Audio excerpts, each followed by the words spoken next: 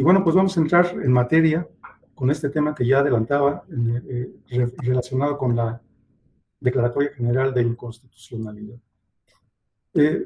¿Cuál es el origen de la Declaratoria General de Inconstitucionalidad?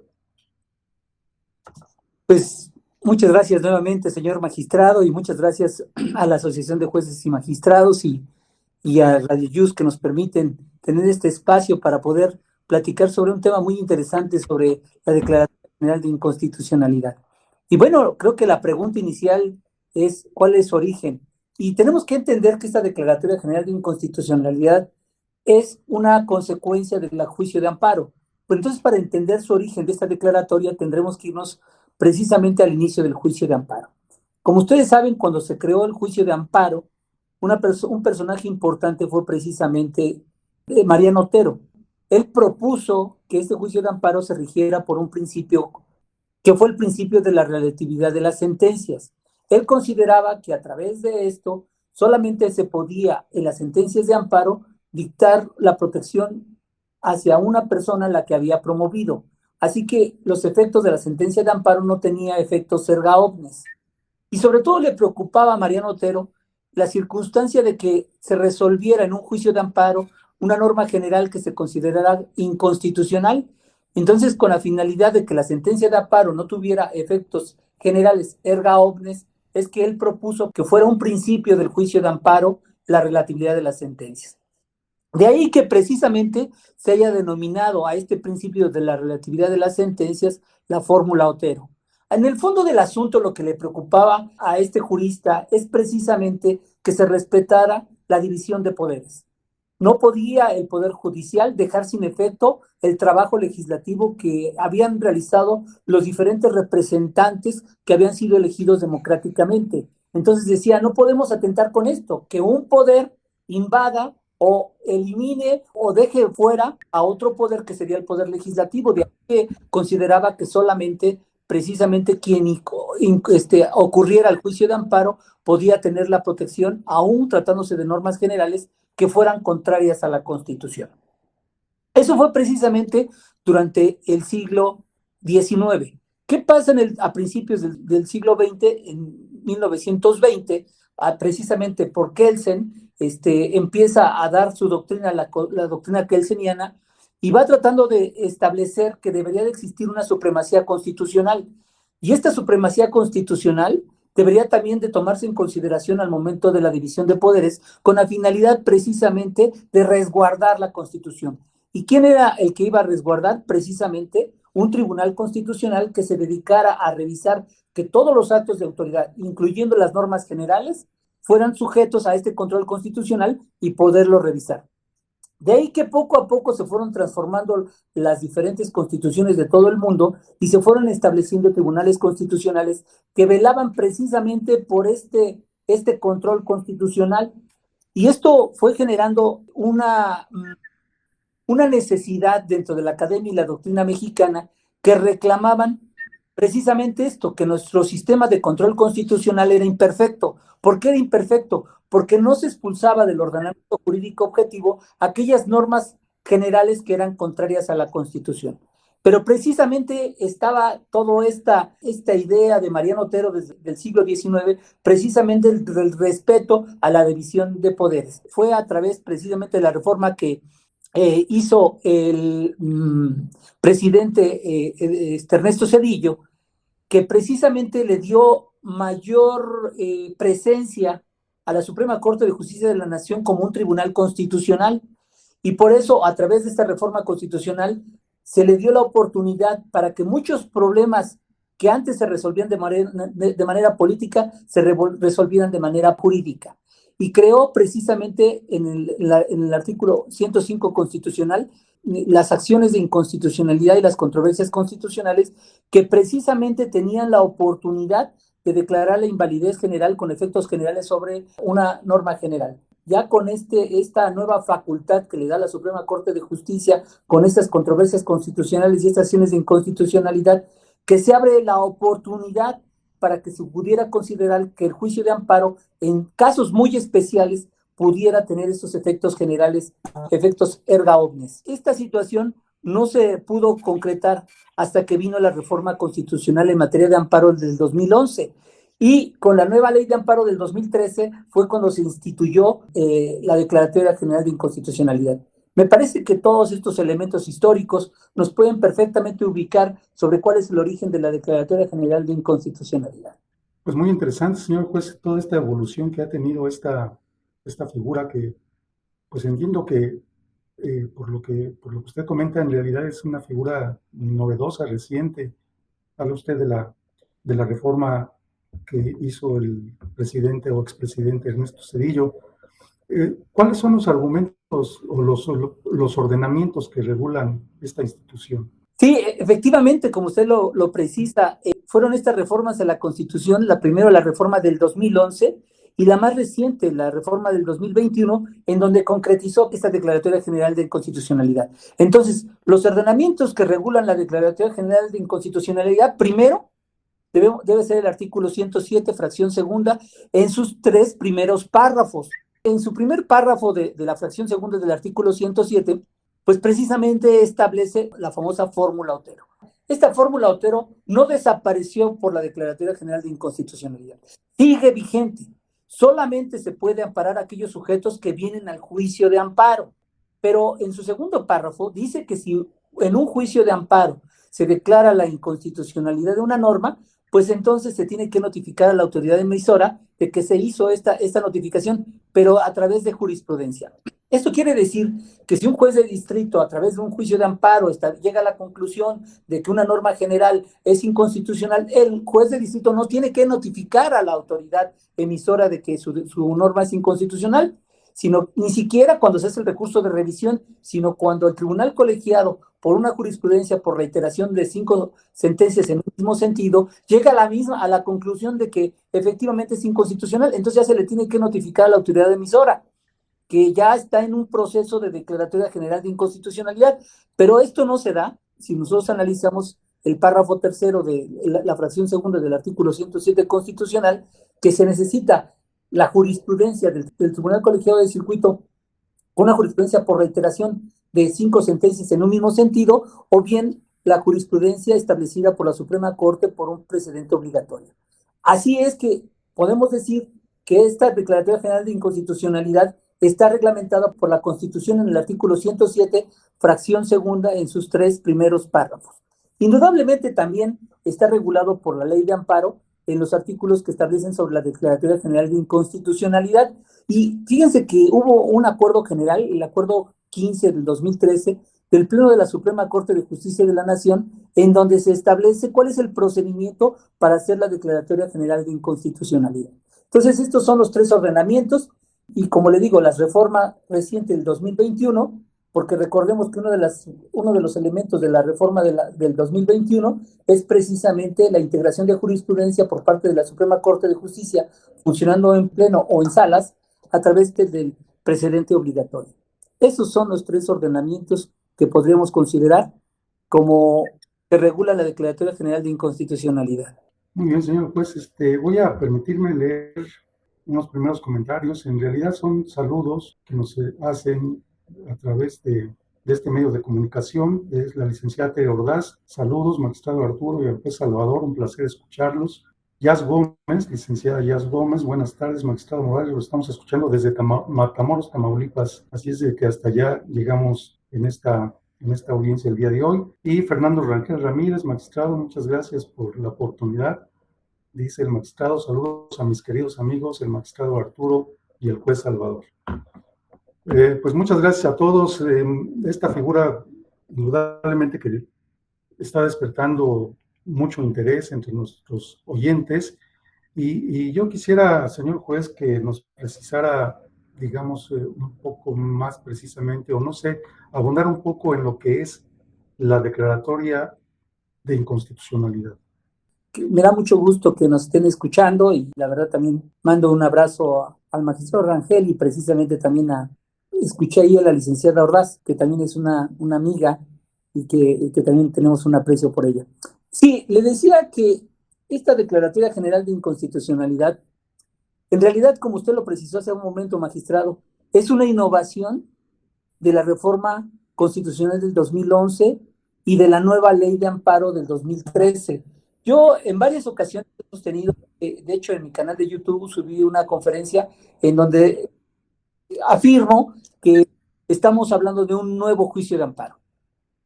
Algunos piensan que en realidad el juicio de amparo fue un pequeño maquillaje que se le dio en el 2011 con la reforma constitucional y luego con la nueva creación de la nueva ley de amparo. Y no, yo creo que sí hay pilares nuevos que generan y que podemos afirmar que finalmente es un nuevo juicio de amparo. Y uno precisamente de estas innovaciones en la nueva ley de amparo es la Declaratoria General de Inconstitucionalidad. ¿Cómo podríamos entonces definir a la Declaratoria General de Inconstitucionalidad? Para mí, a lo mejor algún otro jurista tendrá otro concepto diferente, pero para mí es el procedimiento o mecanismo que permite la expulsión de la norma general declarada inconstitucionalidad por jurisprudencia del ordenamiento jurídico objetivo, siempre y cuando que no se trate de una norma general tributaria. Y esto sucede a través precisamente del juicio de amparo. El juicio de amparo puede dar origen a una jurisprudencia, como yo les dije, ya en una revisión, bien sea por la reiteración del mismo criterio por los tribunales colegiados, o bien sea precisamente por el precedente obligatorio de la Suprema Corte de Justicia de la Nación. Entonces, como consecuencia de estas jurisprudencias, se puede iniciar este procedimiento o mecanismo para expulsar una norma general que se ha declarado inconstitucional del ordenamiento jurídico objetivo. Yo creo que es la definición que yo pudiera hacer. Muchas gracias, juez. Bueno, entiendo entonces que el juez puede hacer una declaratoria de que una ley es inconstitucional, pero en realidad no le corresponde al juez a emitir tal declaración. Entiendo también que entonces esta declaratoria en estos ordenamientos que usted ha señalado conlleva una tramitación. ¿Cuál sería la tramitación que tiene que seguirse para esta Declaratoria General de Inconstitucionalidad? Exacto. Pues sí, como usted lo acaba de precisar, no basta que un juez de distrito, al momento de que le presenten un juicio de amparo en donde se señale como acto reclamado una norma general y que el juez de distrito llegue a una conclusión de que efectivamente es inconstitucional, esto no basta para que se inicie el procedimiento de Declaratoria General de Inconstitucionalidad. Ni tampoco basta que un tribunal colegiado determine y confirme esta resolución, porque apenas llevaría un solo juicio de amparo, sino que es necesario que el tribunal colegiado respectivo llegue a la conclusión a través de una jurisprudencia que la norma general impugnada es inconstitucional. Entonces ya una vez que el tribunal colegiado por jurisprudencia firme ha determinado que esta norma general es inconstitucional, es el primer requisito que se necesita. O bien, en su caso, puede ser que a lo mejor en una facultad de atracción la Suprema Corte de Justicia traiga un juicio de amparo en revisión y por un precedente obligatorio determine que es inconstitucional esta norma. Ya no se necesita, como dijimos, la Suprema Corte actuando en pleno o en salas, que sea una jurisprudencia por reiteración, sino basta con un precedente obligatorio que considere que efectivamente es inconstitucional, y ese es el primer requisito. Entonces, el primer requisito es que se establezca por jurisprudencia que la norma general es inconstitucional. Segundo, se necesita también notificar a la autoridad emisora para que él pueda hacer un procedimiento para hacer dos cosas. La autoridad emisora, una vez que recibe la notificación, puede o modificar la norma o derogarla con la finalidad de que supere el problema de inconstitucionalidad. Bueno, es necesario que la norma general sea declarada inconstitucional por una jurisprudencia. Dos, que se haya notificado a la autoridad emisora. Y tres, deben transcurrir, dice la Constitución, 90 días naturales. Esos 90 días naturales podríamos entenderlo como lo hemos entendido los juristas. Pasan 90 días, estamos hablando de 3 meses, más o menos, porque algunos a veces tienen 28 y a veces algunos tienen 29 como febrero, o algunos tienen 31. Dice la Constitución, 90 días naturales. Sin embargo, debe considerarse que precisamente si se trata de una norma general, pues quien participó en su emisión pudo ser el Congreso General, o bien pudo ser un Congreso local. Y estos, como sabemos, de acuerdo a la Constitución Política de los Estados Unidos Mexicanos, el Congreso de la Unión, no siempre está en periodos de sesión ordinario, sino que establece la propia Constitución cuando se establecen los periodos ordinarios de sesión. Entonces, como que sería incongruente darle un tiempo cuando no está trabajando. Entonces, por eso es que la ley de amparo, un poco supliendo estas cosas que no vio el Poder Constituyente reformador permanente, vio esta situación y entonces dijo, bueno, estos 90 días que tiene la autoridad para que modifique o derogue una norma general para que supere el problema de inconstitucionalidad, debe considerarse los periodos ordinarios de sesión conforme a la Constitución federal o bien a la Constitución local. Pero no basta eso, o sea, uno, la jurisprudencia, dos, la notificación, tres, los 90 días, sino hasta que esto no, la autoridad emisora no derogue, no modifique, entonces se iniciará el procedimiento general de inconstitucionalidad. Pero no basta eso, o sea, pueden iniciar el procedimiento para declarar inconstitucional una norma, pero es necesario que lo voten por 8 de los ministros de la Suprema Corte de Justicia de la Nación. Dentro de su tramitación, también podrán solicitar la declaratoria general de inconstitucional los plenos regionales, pero debe ser por mayoría precisamente de sus integrantes, pero nuevamente insisto, tiene que ser en un juicio de amparo indirecto en revisión. Ahora, cabe aclarar que la Declaratoria General de Inconstitucionalidad no puede modificar el sentido de la resolución o jurisprudencia. Y ahí vamos lo interesante. Una vez que se declara en forma general que es inconstitucional, primero, es obligatorio. Segundo, tiene efectos generales. Y tercero, no tiene efectos retroactivos, salvo en materia penal. Y cuando se hace la Declaratoria General de Inconstitucionalidad, es importante cumplir dos requisitos. El primer requisito, la fecha en la que surte efectos, y la segunda, los alcances y condiciones de la Declaratoria General de Inconstitucionalidad, para que finalmente se remita al Diario Oficial de la Federación. Muy interesante, señor juez. Precisamente con el tema que está tocando en este momento, nos hacen una pregunta de parte del público. Sara Guzmán nos pregunta, buenas tardes, ¿quién emite la Declaratoria General de Inconstitucionalidad? Le repito, creo que ya ha expuesto la pregunta, pero bueno, no sé si sea conveniente abundar un poco más en cuanto a ello. Con todo gusto. Sí, a lo mejor no fui preciso, pero bueno, quien hace la Declaratoria General de Inconstitucional es el Pleno de la Suprema Corte de Justicia de la Nación por 8 votos. Si no hay los 8 votos, no hay Declaratoria General de Inconstitucionalidad. Ahora, puede suceder que durante el trámite de la Declaratoria General de Inconstitucionalidad, la autoridad emisora tome la decisión de modificar o derogar precisamente la norma general y supera el problema de la inconstitucionalidad. En este caso, se quedaría sin materia la Declaratoria General de Inconstitucionalidad y no se llegaría a su pronunciamiento. Sí, voy a también dar lectura a otra pregunta que nos hace en esta ocasión Bernardo Alarcón. Nos pregunta, ¿podrían explicar cómo se aplica la Declaratoria de Inconstitucionalidad y el vacío legal de la cannabis en México? Cuando se publica una Declaratoria General de Inconstitucionalidad, la autoridad emisora quiere decir que no ha modificado ni ha derogado la norma que ya se declaró como inconstitucional de manera general. En ese caso, si una autoridad, a pesar de que ya fue declarada inconstitucionalmente de manera general por esta declaratoria, si una autoridad la aplica, pues entonces tiene que hacer una denuncia del incumplimiento de la Declaratoria General de Inconstitucionalidad. Pero este tema creo que lo tendremos que tocar un poquito más adelante. Retomar este tema una vez que veamos cómo se hace esta denuncia. Muy bien, vamos a continuar tocando estos temas.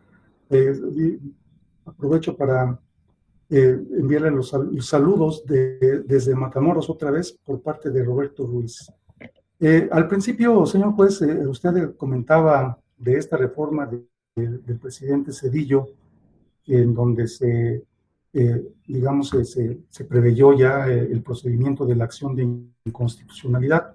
Esto me lleva a pensar que hay figuras que se correlacionan en cuanto a declarar la inconstitucionalidad de una norma.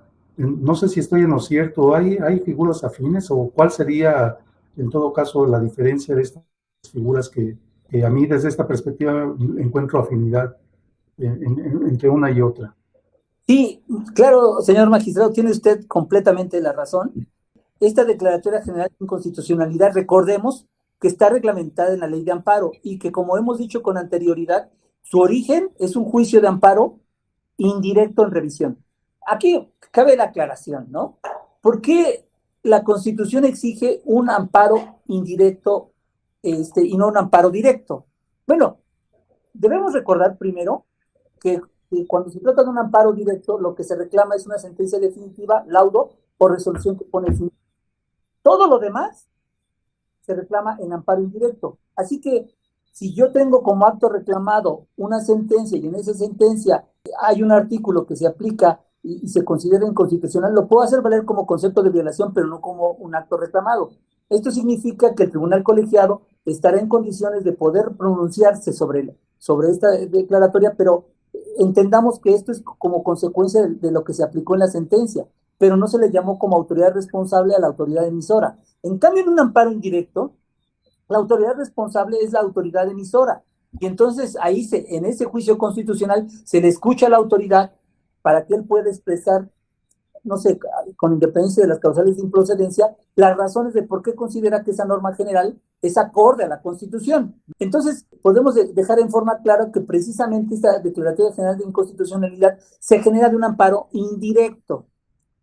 Y como hemos dicho ahorita ya los requisitos, una vez que se cumplen con estos requisitos, la autoridad emisora no derogó ni modificó la norma para que superara el problema de inconstitucionalidad, y entonces se hace la Declaratoria General de Inconstitucional. O sea, el Pleno de la Suprema Corte de Justicia dice, esta norma es inconstitucional y por lo tanto no debe aplicarse. Pero puede suceder que una autoridad lo aplique y eso lo vamos a ver un poco más adelante, como les dije, la denuncia de incumplimiento por la Declaratoria General de Inconstitucionalidad.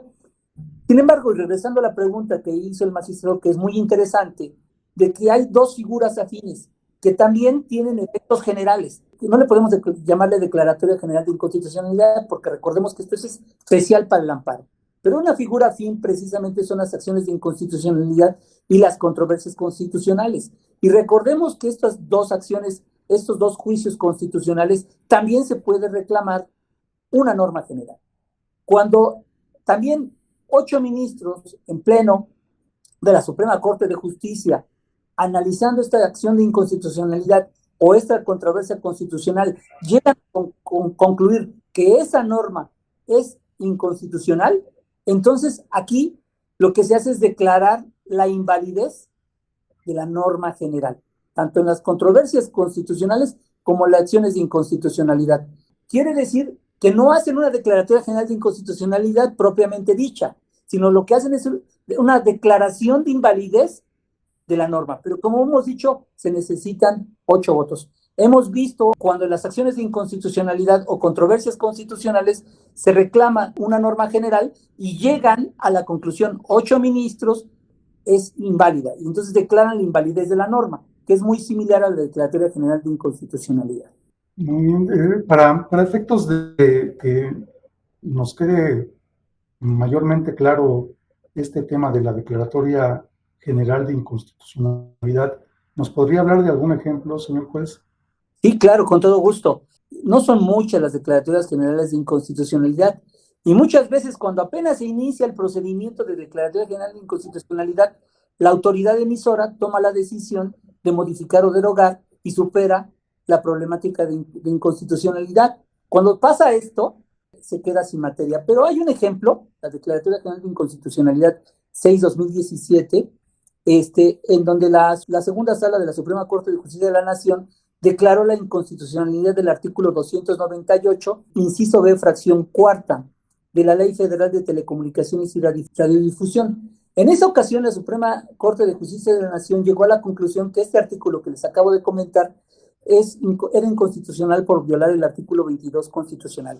¿Qué decía este artículo? Bueno, este artículo disponía la posibilidad de sancionar con una multa del 1% al 3% del ingreso acumulable del infractor de esa Ley Federal de Telecomunicaciones y Radiodifusión. Pero el problema de esta norma es que no hacía la diferencia entre conductas graves y conductas menores.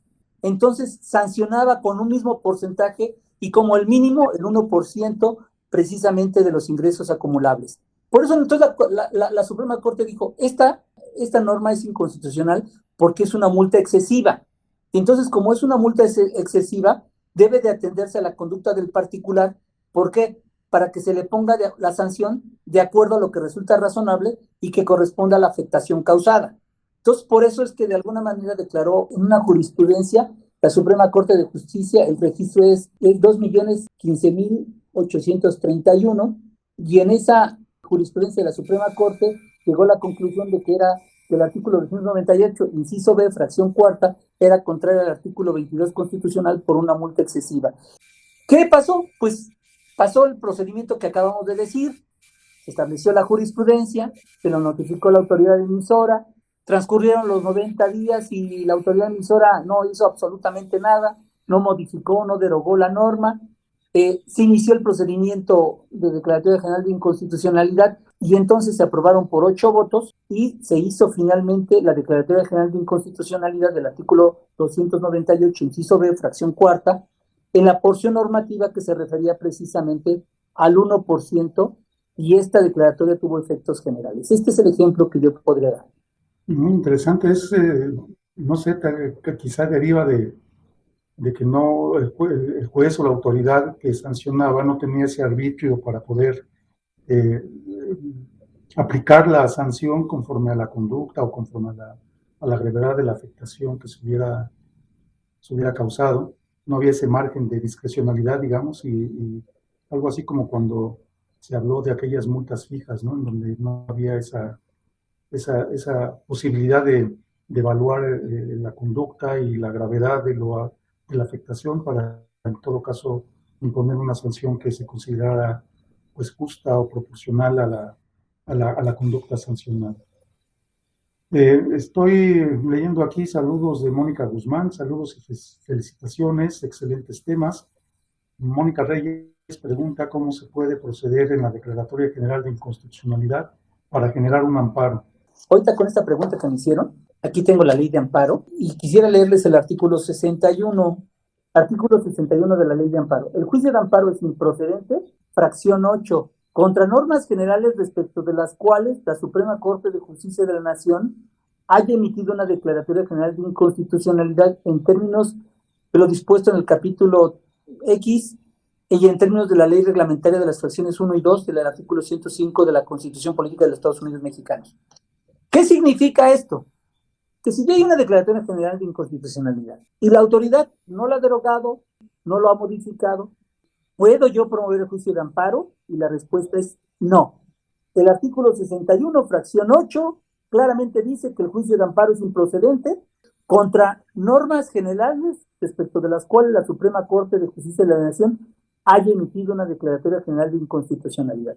Entonces, ¿qué puede hacer el afectado? Si no puede promover el amparo porque es improcedente en términos del artículo 61, fracción 8, ¿qué puede hacerlo? Lo que tiene que hacer es una denuncia de incumplimiento de la Declaratoria General de Inconstitucionalidad prevista en el artículo 210 de la Ley de Amparo. Pero no sé si me permite, magistrado, decir a qué se refiere esta denuncia o quiere que lo responda después. Bueno, señor juez, no sé, a mí me parece, justamente me quedo pensando, reflexionando, que si una persona que se ve afectada por la aplicación de una norma que fue declarada inconstitucional no puede promover juicio de amparo, entonces yo me pregunto qué podría hacer esa persona en caso de incumplimiento. O sea, cuando ya la Suprema Corte de Justicia de la Nación ha declarado que una norma es inconstitucional y otra autoridad viene y sigue aplicando, persiste en aplicar esa norma ya declarada inconstitucional, el afectado no puede promover juicio de amparo con base en este precepto que nos acaba de leer, pero entonces, ¿qué podría hacer esa persona que se ve afectada en esos términos? Si ya hay una declaratoria general de inconstitucionalidad, la autoridad emisora pues debería hacer la derogación, pero sin embargo sigue permaneciendo ahí en el ordenamiento jurídico objetivo, ¿no? Significa que la norma general no ha sido derogada, pero las autoridades no deben de aplicarla precisamente por la Declaratoria General de Inconstitucionalidad que ya habría hecho la Suprema Corte de Justicia de la Nación. Por lo que si se aplica a una persona afectada por esta denuncia, entonces lo que tiene que hacer es una denuncia por incumplimiento de la Declaratoria General de Inconstitucionalidad, a que se refiere el artículo 210 de la Ley de Amparo. Dice el artículo 210, si con posterioridad a la entrada en vigor de la Declaratoria General de Inconstitucionalidad se aplica la norma general inconstitucional, el afectado podrá denunciar dicho acto. De hecho, el capítulo sexto dice denuncia por incumplimiento de la Declaratoria General de Inconstitucionalidad. Eso es lo que puede hacer la persona afectada. No hacer un amparo, un juicio de amparo, sino hacer una denuncia por incumplimiento de la Declaratoria General de Inconstitucionalidad. Entonces, esta denuncia de incumplimiento de una norma de la Declaratoria General de Inconstitucionalidad es un procedimiento, es un juicio establecido en la ley de amparo. No sé, aquí he escuchado por ahí algunas inquietudes en el sentido de que el juicio de amparo, o que vendría a ser como una instancia adicional del juicio de amparo, en donde se pudiera revisar nuevamente la sentencia que se hubiera emitido en ese juicio de amparo en donde se declaró la inconstitucionalidad de una norma. Entonces, podría ser un juicio, un procedimiento, esta declaratoria general de inconstitucionalidad a que se refiere este artículo 210 de la ley de amparo. Esto produce a veces mucha confusión, ¿no? Esto es nuevo, es muy nuevo, ¿no? Entonces, como esto es muy nuevo, pues bueno, puede generar mucha confusión. En primer lugar, debemos de dejar claro que solamente hay 3 juicios constitucionales en donde se puede analizar una norma constitucional: el juicio de amparo, una acción de inconstitucionalidad o una controversia constitucional. Son los 3. Entonces, esta denuncia por incumplimiento de la Declaratoria General de Inconstitucionalidad no es un juicio, es un procedimiento. Y así lo dice el propio artículo 210. Voy a leer la parte conducente. Dice el artículo 210, último párrafo: el procedimiento establecido en este artículo. Entonces, fíjense cómo aquí dice que se trata de un procedimiento, no se trata de un juicio adicional ni otra instancia más, sino que es un procedimiento, y este procedimiento es en realidad como un procedimiento de ejecución, de la Declaratoria General de Inconstitucionalidad, y que tiene su origen precisamente en un juicio de amparo en revisión, o también, como dice aquí, fíjense lo que dice el artículo 210 en el último párrafo: el procedimiento establecido en la presente artículo será aplicable a los casos en que la Declaratoria General de Inconstitucionalidad derive de la ley reglamentaria de las fracciones 1 y 2 del artículo 105 de la Constitución Política de los Estados Unidos Mexicanos. ¿A qué se refieren las fracciones 1 y 2? Precisamente a las acciones de inconstitucionalidad y a las controversias constitucionales. Pero si ustedes se dan cuenta, aquí la ley de amparo habla de la Declaratoria General de Inconstitucionalidad derivada de estas acciones, de estos 2 juicios. Pero no debería de decir, a mi modo de ver, no debería decir Declaratoria General de Inconstitucionalidad, sino debería decir la Declaratoria de Invalidez, ¿no? Porque, como les dije hace ratito, el artículo 105 constitucional establece precisamente la declaración de invalidez, no Declaratoria General de Inconstitucionalidad, declaración de invalidez realizada precisamente en las controversias constitucionales. Entonces, para mí es un procedimiento de ejecución de la Declaratoria General de Inconstitucionalidad, que tiene su origen precisamente en un juicio de amparo indirecto en revisión. Pero de una vez adelanto, de este procedimiento de ejecución de la Declaratoria General de Inconstitucionalidad se hace ante un juez de distrito. Esto significa que no tengo que hacer una demanda de amparo, sino que tengo que hacer así procedimiento de denuncia de incumplimiento de la Declaratoria General de Inconstitucionalidad.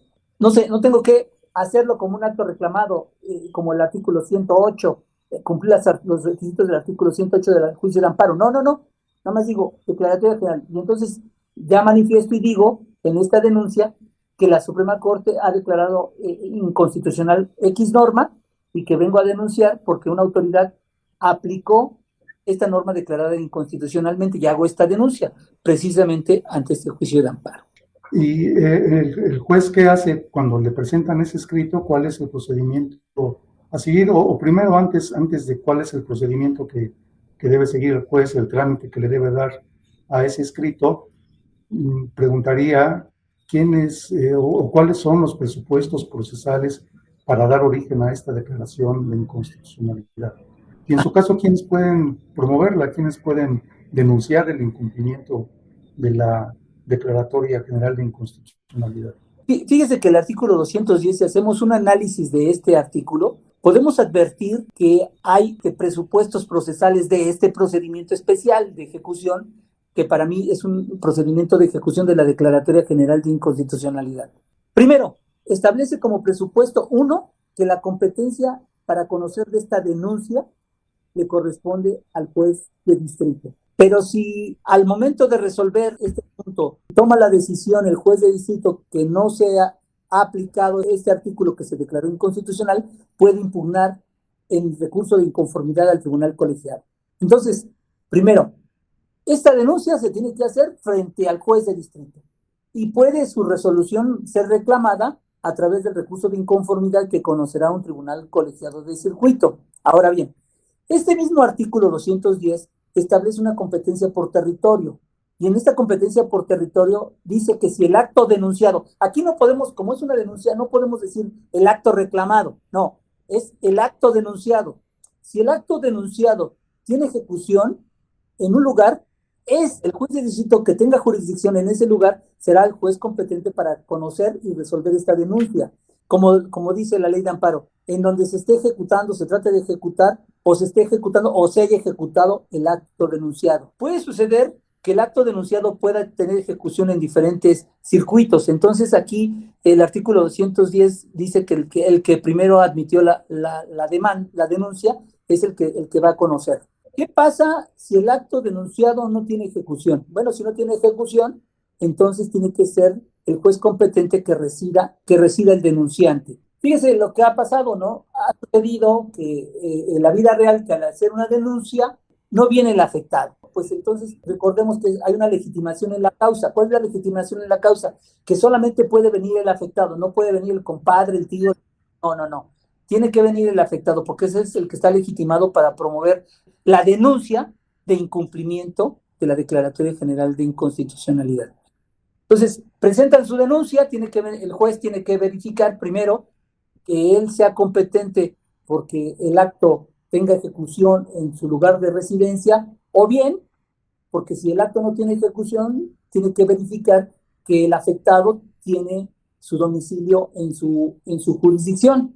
Y una vez que hace esto, pues lo admite. Pero también lo puede prevenir, ¿no? Porque puede ser que a lo mejor no cumpla con algunos requisitos, por ejemplo, no mencionar cuál fue el acto denunciado que estima aplicado, y puede detenerla por no presentar a la declaratoria, e inclusive, a mi modo de ver, se puede desechar la denuncia de incumplimiento por no cumplir los requisitos que establece el artículo 210. Después, supongamos que la admite, la denuncia, y le da vista a las partes. ¿Qué serían las partes? Pues el Ministerio Público, la autoridad denunciada que aplicó el artículo que se declaró inconstitucional, y después de esto, bueno, pues tendrá que dictar el juez la resolución, y entonces te ordenará que se deje sin efecto el acto denunciado, y le va a dar 3 días para que cumpla precisamente con esta obligación de dejar de aplicar el acto denunciado, y si no lo hace, pues se procederá como si fuera cuando no cumplen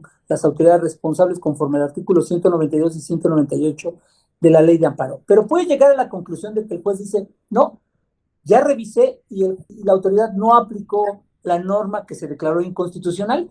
En este caso, pues el afectado puede promover el recurso de inconformidad. ¿Qué pasa si a pesar de que deja sin efecto el acto denunciado y lo vuelve a aplicar? ¿Qué acaso puede hacer la denuncia otra vez, la denuncia de incumplimiento? No. ¿Qué pasa con eso? En ese caso, dice el artículo 210 de la ley de amparo que si se vuelve a aplicar, entonces será una denuncia de repetición del acto denunciado. Se tratará como una repetición del acto reclamado en el juicio de amparo de acuerdo al capítulo 2, título 3 de la ley de amparo. Ahora, por último, y ya para terminar con respecto a esta denuncia de incumplimiento, se sigue el mismo procedimiento en caso de la invalidez de la norma general en una controversia constitucional, una acción de inconstitucionalidad. O sea, la Corte invalida una norma general y tiene efectos generales por 8 votos de los señores ministros, y entonces la persona puede hacer una denuncia y se tendría que seguir este mismo procedimiento que dijimos de denuncia de incumplimiento de la Declaratoria General de Inconstitucionalidad. A mi modo de ver, sería ahorita, en este caso, tratándose de controversias constitucionales o de acciones de inconstitucionalidad, denuncia de la declaratoria de invalidez de una acción de inconstitucional o una controversia constitucional. Pues sin duda que son temas muy interesantes. Se nos está agotando el tiempo, señor juez. Creo que se trata de un tema que en realidad me parece, ¿verdad? No sé si está equivocado, pero me parece que es un tema que se ha explorado poco, quizá por lo novedoso, quizá haga falta pues adentrarse en el estudio de esta institución jurídica y que seguramente esto que usted nos ha comentado esta tarde ha despertado entre nuestros oyentes esa inquietud para continuar con el estudio, con la investigación de este tema que sin duda resulta muy interesante. Le repito, lamentablemente se nos está terminando el tiempo. Voy a tratar de leer unos comentarios adicionales y a ver si nos da tiempo de contestar alguna otra pregunta, señor juez. Tengo aquí a Mónica Guzmán, saludos y felicitaciones, excelentes temas. Mónica Reyes pregunta, esta ya la habíamos leído, perdón, ¿cómo se puede proceder en la Declaratoria General de Inconstitucionalidad para que me den un amparo? Ya le había formulado la pregunta y ya nos había dado respuesta. Nos dice Roque Gutiérrez, sin la instauración primigenia del juicio de amparo a nivel federal tuvo lugar con la Constitución de 1917, pregunta, ¿seguirá vigente? No sé si... ¿Cómo? A ver, es que dice, a ver, lo voy a leer despacio. Si la instauración primigenia del juicio de amparo a nivel federal tuvo lugar con la Constitución de 1917, ¿seguirá vigente? Tengo aquí otra pregunta de José Magdaleno. De hecho, la Constitución de 1857, a diferencia de la de 1847, ya no hacía alusión a la protección de la sentencia en el caso particular, sino que se ocupaba de los individuos particulares. Bueno, en realidad no es una pregunta, es un comentario de nuestro amigo José Magdaleno. Esteban Villarreal, buenas tardes, saludos, señor magistrado, desde Nogales, Sonora. Saludos, Esteban. Verónica Linares, saludos desde Querétaro. Ulises Arteaga, qué buen tema. Pues, señor juez, el tema sin duda despertó mucho interés. Es un tema, les repito, que me parece que tiene mucho que explorar, mucho que estudiar. Y bueno, pues nos ha dejado una gran tarea. Déjeme decirle que esta charla nos ha despertado muchas inquietudes y sin duda que terminando de aquí nos tenemos que poner a estudiar. Pues ya se nos está agotando el tiempo, ya se nos agotó el tiempo prácticamente, señor juez. Yo nuevamente le agradezco haber aceptado esta invitación, haber aceptado esta charla con este tema tan interesante y pues no resta más que despedirnos y que ojalá que pronto tengamos una nueva oportunidad para charlar de este o de otros temas que resulten igualmente interesantes. pues muchas gracias por la invitación. Espero que haya sido clara la exposición. Espero que no haya generado más dudas o confusión que de la que estaba al principio. Espero que haya aclarado algunos puntos con respecto a este tema que es muy novedoso, muy interesante y bueno, le agradezco al magistrado Arturo que me haya dado la oportunidad de exponer este tema que algunos me decían, oiga, ¿por qué no habla de la Declaratoria General de Inconstitucionalidad? Algunos comentarios, y bueno, pues ahorita tengo la oportunidad de hacerlo. Y qué bueno que usted me dio esta oportunidad, señor magistrado, y también a la asociación y a Radio Luz. Pues muchas gracias, señor juez. Pues bueno, muchas gracias a todos los que nos escucharon. Espero que haya sido realmente interesante, realmente provechoso. Yo creo que sí. En realidad no tengo yo duda de que así ha sido por los comentarios que hemos recibido por parte de todos ustedes. Y bueno, pues repito, no resta más que despedirnos, agradecer de nueva cuenta la oportunidad que nos ha brindado el magistrado Fernando Rangel, director regional, de la Directiva Regional del Primer Circuito de la Asociación Nacional de Magistrados de Circuito y Jueces de Distrito del Poder Judicial de la Federación, y a Radio Yus por este espacio que nos ha brindado para poder abonar un poquito al crecimiento de la cultura jurídica en estos temas para las personas que apenas van empezando sus estudios en materia jurídica y a quienes ya tienen algún avance en cuanto a ello.